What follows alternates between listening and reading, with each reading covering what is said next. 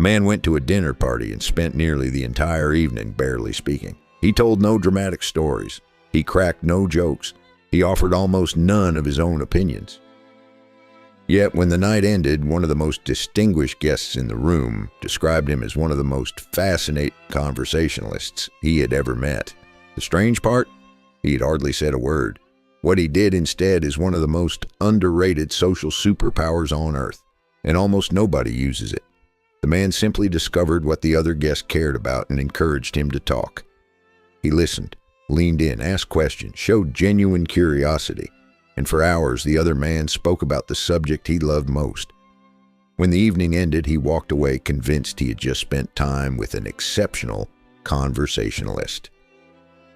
Here's the uncomfortable truth hiding inside that story. In a world where almost everyone wants to be heard, the person who truly listens becomes unforgettable. And before this video ends, you'll see how one of history's most powerful leaders relied on a listener to help him make one of the biggest decisions of his life.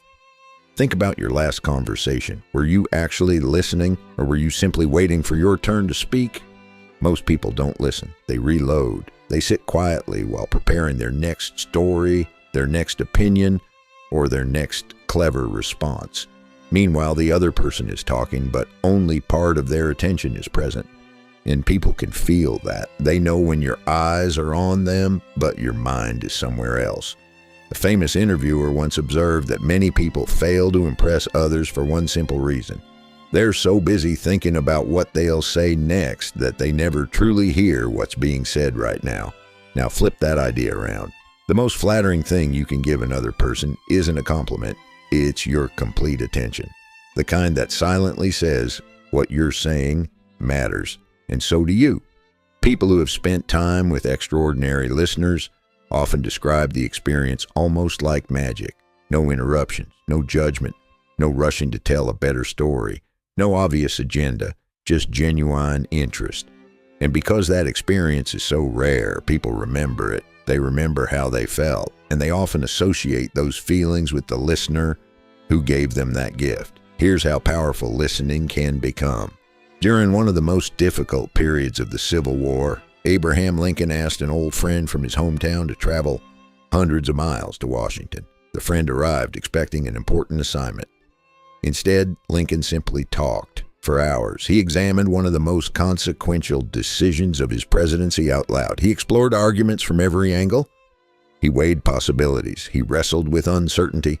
And when he finished, he thanked his friend and sent him home without ever asking for advice, without requesting an opinion, without seeking a solution.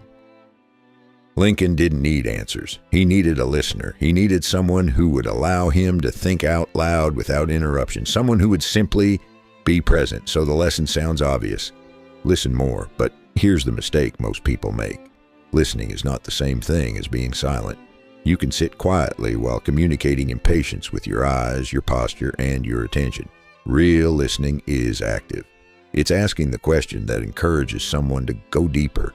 It's drawing out the story behind the story. It's becoming genuinely curious about the answer before you've decided what you'll do with it. Even an angry customer, ready for an argument, will often calm down the moment someone stops defending and starts listening. People frequently don't want a battle. They want to feel heard. And here's the twist most people never expect. To become a great conversationalist, you don't need to be witty.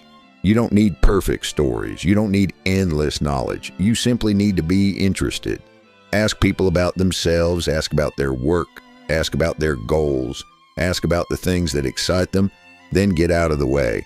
The person everyone remembers from the party isn't usually the one who talked the most. It's the one who made each person feel, if only for a few minutes, like they were the only person in the room. Do that and people will call you fascinating long after they've forgotten how little you actually said.